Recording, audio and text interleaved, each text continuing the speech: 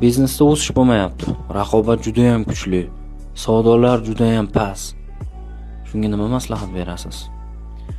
Biznesda o'sishni bo'lmasligini sababi bu raqobat, savdoning pastligi, odamlardan pul qochgani deb ko'pchilik shu narsani aytishadi.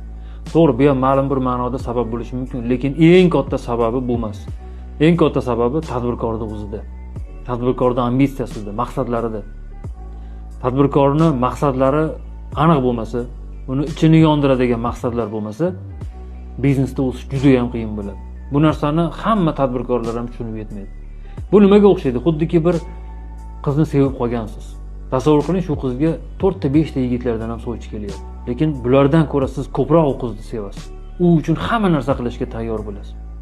Gul desa gul berasiz, sovg'a desa sovg'a berasiz. Nima qilib bo'lsa ham o'sha qizga yetishi dardida bo'lasiz. Mana shuni ustida ishlash kerak. Ya'ni tadbirkor o'zini maqsadlarini ustida.